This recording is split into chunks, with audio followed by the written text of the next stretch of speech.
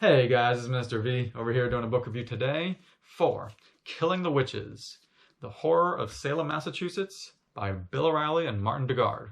Before I get into my book review, there's a few things you should know before considering this book. First, this is a non-fictional book that covers a darker subject because it covers the Salem witch trials in 1692. That was a time when people were accused of being witches and some of them were executed. So it covers a darker subject, and this is a non-fictional book. The other thing you should know is that this is a very weird book, and not because of the subject matter. It has nothing to do with the subject matter. This is a very weird book because if you read what it's about the Salem witch trials, yet half of this book has nothing to do with the Salem witch trials. Half of it has to do with the starting of the American Revolution and then the Exorcist movie. So that's why it's a very weird book, which I'll cover later in my book review because that was something I really thought was horrible. But let me cover the parts that I liked about the book first. So basically this book, it starts out in the 1620s. They start documenting it from the 1620s, and that was when they were starting in Salem, Massachusetts. They were describing the towns, what it was like, their lifestyle of the towns, and it was good knowing how the town was thinking and how Salem was a very religious town. And basically the church set the rules and they set the laws and people just went with it. So it was a very religious town. And that's basically how it started. Then in chapter 4, it just jumped to the 1690s. And that's when the people were accused of using witchcraft, and that's when people were accused of being witches. And it started to get very interesting at that point. Because I always wondered what people did to accuse others of how they accused them of being witches, and I wrote some things down. People were accused of using witchcraft when something unexplained happened. Even if it was raining all of a sudden, they did not expect it to happen. People would sometimes just say, "Oh, it was a witch doing this," and they accuse a specific person. If someone showed up in the nightmares, they accused you of being a witch. And then others just flat out lied. They just flat out lied. Some of the top people who were in control of the town wanted to keep in control, so they just kept with the plot of witches and they kept the control. And others were when spouses didn't get along, sometimes the husband accused their wife, and basically the husbands had all the power. And they just accused their wife, and there was sometimes a dispute over properties, things like that. They just accused the other of witchcraft, and it was just really bad. But it was very, very interesting reading about it because I don't know why all of a sudden the witch hysteria started. It just in the 1690s, people just went crazy, or just a 18-month time frame, people just went crazy. Not only the ones that were accusing those of being witches and they were lying, but the rest of the town just going along with it and being like, "Oh yeah, they are witches," and they just went along with it and they believed it. And how basically everyone or not everyone, but a lot of people just started lying. The people that were involved in it started lying. I don't know why. And it doesn't explain it in the book, but when you're reading it, it is interesting reading because you do wonder, why? Why did they just start lying all of a sudden? You can understand, like I said, the top wanted to do it to keep power. But I don't know why the others started lying. Some of these kids would just all of a sudden start yelling and convulsing and all this, and they would be on the ground claiming they were possessed and claiming they were possessed by a specific person. Don't know why. And then it was not only that, sometimes it was people they didn't even meet. Not it, but then it was the rest of the town was "Yeah, I believe you." And they just didn't need anything else. They just said, "Oh yeah, you see the kids doing that." And again, it was just very interesting reading it. And what else was interesting was that some people confessed to being a witch. Because if you confessed, you didn't get executed. But some people confessed and they were knowingly they knew they were lying.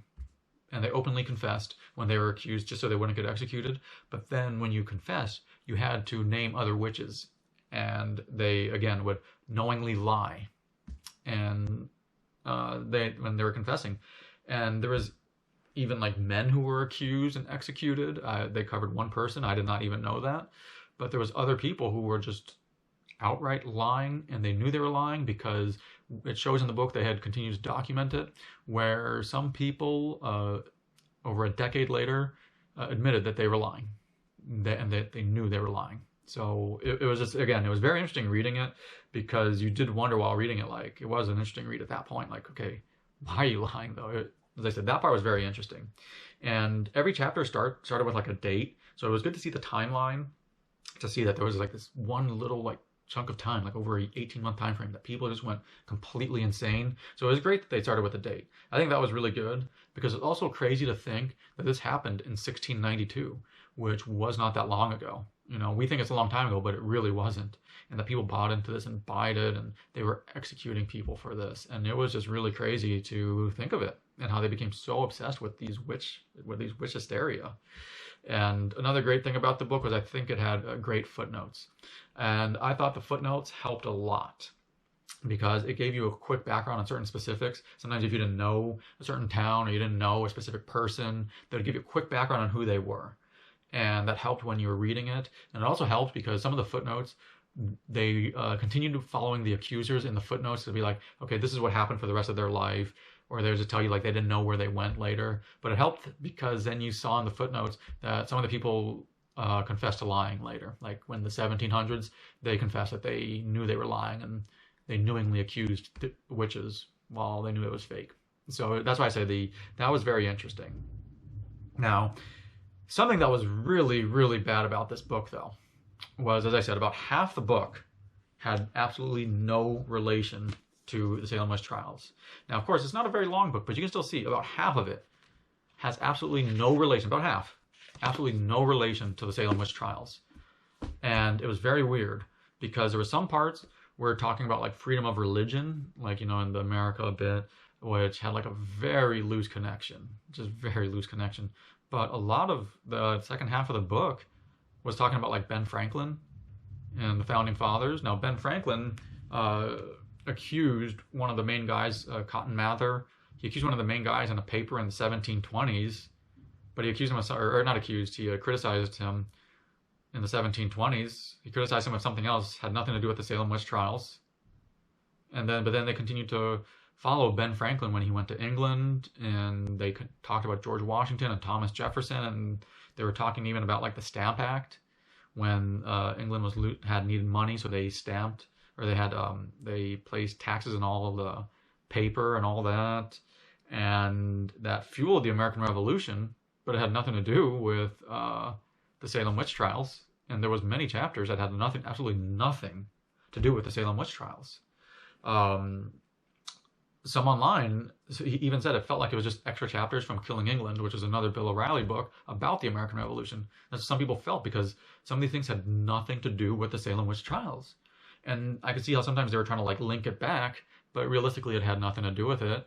An example was he had a chapter in 1774. They held government meetings in the Salem court, but that had no connection. The only connection was they were both in the Salem court. It had nothing to do with the witch trials. It was about the American Revolution, because that was almost 100 years later as well. So it was like, you're just like almost like doing nothing, and I don't know why they did that. And then like the last 10% had to do with like a modern Exorcist, and then the Exorcist movie. So it was like, it was very weird in those regards, and I thought that was horrible. That, you know, you buy the book, you know, and even the back it talks about 1692 in Salem, Massachusetts, and you buy the book for that, and then half of it is about the American Revolution with absolutely no connection to the Salem witch trials.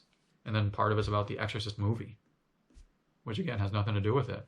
You know, so I thought that was really bad. So for those reasons, you know, if you're considering this book, I would say, you know, I hate to say it, but I do not recommend this book. If you are interested in the Salem witch trials, maybe read the first half of the book. You know, I thought the first half, when they did the Salem witch trials, was very interesting. I thought that part was interesting, but as a book overall, I do not recommend it, because, as I said, half the book has nothing to do with the Salem witch trials. So, I would say, again, if you're interested in the Salem witch trials, and you still want to consider the book, just read the first half of the book. As soon as they start talking about Ben Franklin, you can stop at that point, because they do not go back to the Salem witch trials at all. So that's why I would say, if you're even considering it, just only read the first half. But overall, I do not recommend this book. But if you guys have any comments or questions, please post it in the comment section below. Hope you guys click the subscribe button, as I always upload multiple different types of book reviews today. But thank you for watching my book review today. This is Mr. V. Go enjoy reading.